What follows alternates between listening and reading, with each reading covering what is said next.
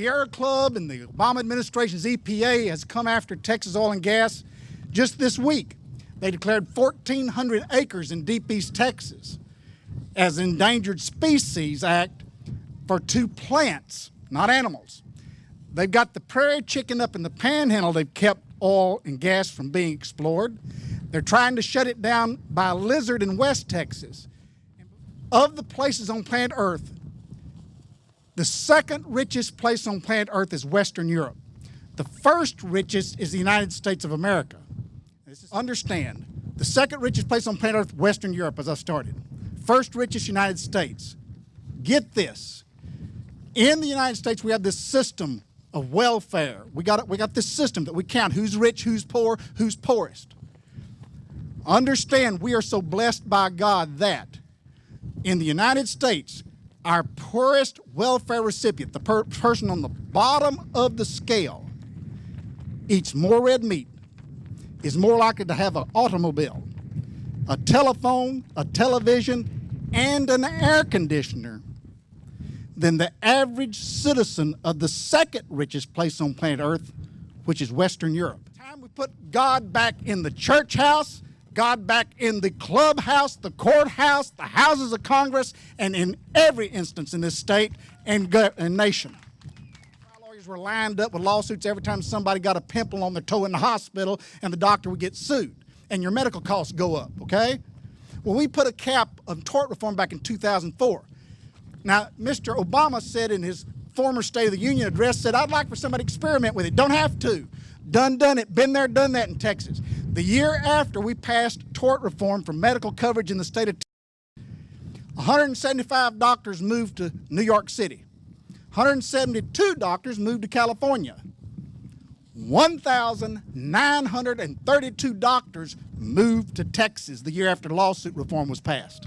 Okay? We have the finest medical system in the history of planet Earth in this country.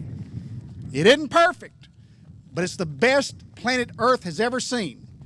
And we're just about to socialize it out to Mr. Obama's plan. The banks are getting 3% from the federal government. They're paying you nothing. So the banks are making a pretty good profit to loan the money back to the federal government. What are they doing with it? They got the printing presses going 24 hours a day and putting our great-grandchildren in $20 trillion of debt, and that's where they're getting the money from. Now, that's the federal government under Obama that is taking our money away from our great-grandchildren. And we're sitting here getting nothing for it, and the banks are getting 3% for it, and they're just printing the money out. Now, when it's going to hit the fan is whenever we finally run out of money from our pockets, and at 3%, we're going to turn to China or to some other country and say, hey, you need to buy our government notes to keep our debt afloat. And you know what they're going to tell us? They're going to say, hey, we'll buy your government bonds, but you're paying us 8% for it, 9%, 10%. And that's when you see hyperinflation, and the old proverbial East Texas slang says it's going to hit the fan. This is the last bastion of freedom, and I don't know if you're aware of it, but the president has dumped $8 million into Texas, doing the same thing that he did nationwide. They're going door to door. They knocked on 6,000 doors 2 weeks ago. Are you guys familiar with this battle that Obama has declared on Texas? And I also know on the 25th of this month, he's going to sign the UN ban, and he's going to step across that line, and instead of remember the Alamo, it's going to be remember the UN ban. Remember the UN ban. He is signing the gun ban that's going to give up our Second Amendment right and turn it over to the UN. This is a disaster for this nation, and it's going to undermine our Constitution. We have a discharge petition against our speaker for Benghazi. 4 Americans were brutally murdered, and they said that they don't want to really expose it because it may cause the Secretary of State at that time some hardships as she runs for higher office. The people that were victimized and family members that were murdered in Benghazi testify, and not a single Democrat, but one Democrat was in there to listen to that testimony. So let me sum up with what everyone said before me. We are at war. We are at war for the soul of our nation and our state. So here you are, you're ready to go.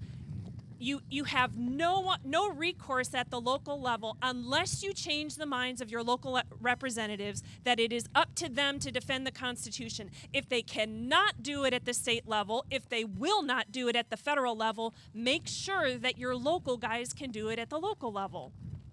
So in League City, back in February, we passed a resolution to protect the Second Amendment in our city. If you live within the city limits of League City, your Second Amendment rights cannot be infringed. And more than that, we put some teeth in it, and we said that when we wrote it, that our local law enforcement and our local agencies are directed to not comply and not cooperate with any federal efforts to infringe their Second Amendment rights within League City.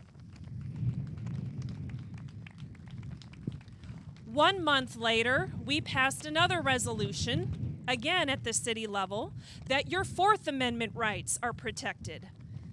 That the federal government cannot illegally detain or indefinitely detain any one of you who Dwayne Stovall so poignantly called terrorists because you have been marked as an enemy of the state. Because right now, folks, we have a federal government that does not consider radical Islamists to be an enemy of the state. And we have a state legislature right now that will not work up the gumption to nullify any of these laws that are enacted upon us that are clearly unconstitutional. And Texans, dear Texans, patriot Texans, Oklahoma is doing it. How did the Okies get ahead of us?